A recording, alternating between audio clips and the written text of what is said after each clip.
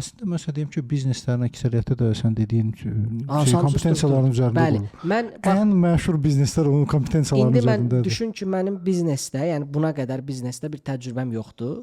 Amma bu gün mən biznesi istehsalatını analiz edə bilirəm, xidməti analiz edə bilirəm, ticarəti analiz edə bilirəm, təhsili analiz edə bilirəm, amma mənim burada təcrübəm yoxdur. Yəni mən onlarda işləməsəm belə bir istehsalat olsun, qab istehsalatı, şampun istehsalatı. Mən ora süd-çay bilgiləri ilə girib nə çatır, nə çatmırdan, hansı işçi harda olmalıya qədər hamısını göstərə bilirəm. Yəni süd-çayı tam bitirməyin bu şeydir, nəticəsidir.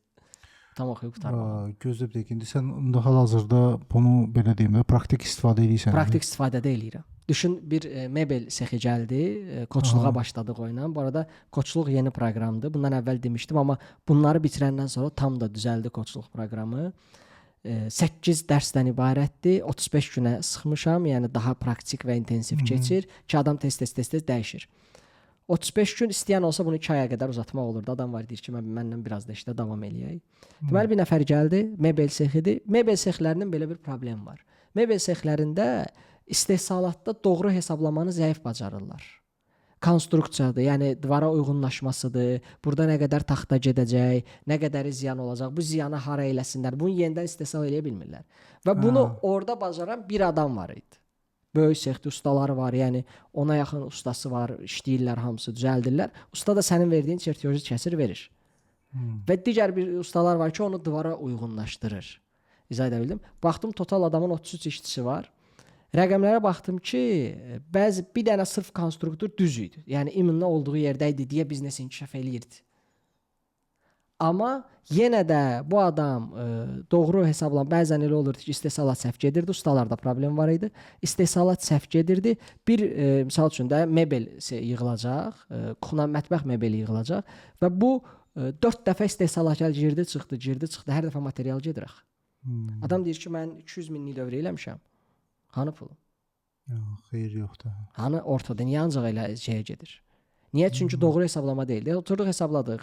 Yəni mən indi şeylərə görə sağlıq, qiymətlərin təyini oldu. Missiya 7-dir deməli oğlan. Hamısını baha satır. Missiya 7 birbaşa olaraq eksklüziv satmaq istəyir. Bahalı, brend, ən yuxarı. Öz subyektivinə görə. Sən misal üçün elə satmarsan. Sən elə eləyərsən ki, aşağı təbəqənin insanları da onu ala bilsin. Bu elə eləyib ki, aşağı təbəqənin insanları olan ala bilmir.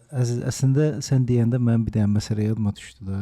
Yəni biz bu 30 noyabrda indi təlim olacaqdı Nizami Kinoteatrında. Orada biletləri bölmüşük.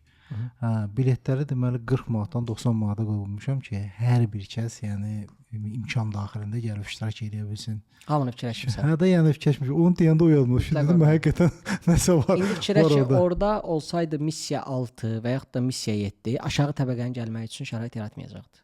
Ancaq yüksək bilet. Ancaq yüksək təbəqə, qiymətlərin baha olacaqdı. Aşağı təbəqəyə şərait yaratmayacaqdı və nəticə etibarilə krizə düşəcəkdi. Böyük pul, yəni aşağı təbəqədədir. İstifadəçilər daxil və lüks və yaxud da digər şeylər təbəqə, yəni 6-cı seqment və 7-ci seqment rahat o dəqiqə pulu şey eləmir. Sən ona o qədər bahalı satma şey eləmə göstərməz. Elə adamlar ora dəvət eləməlisən ki, Tony Robbinsonu misal üçün dəvət elə, onda gələcəklər. Bildim. Tony Robbinsonu dəvət eləməmsə gəlməyəcəklər. Deyir, nə etməyim, misal üçün əzizə baxıram da orada. Və yaxud da İradə xanım YouTube-da da var da, nə etməyim ora gəlirəm. Anlamırlar. Və bu doğru strategiya sayılır sən elədiyin. İndiki vəziyyət üçün. Doğru bir strategiya sayılır. Okay, onda biz çox belə deyirəm, belə baxanda inşallah izləyicilər də dəvət edirik gəlsinlər. Biletlər düzdür az qalıb, amma yenə də bitir artıq. Gəlib iştirak edə bilərlər.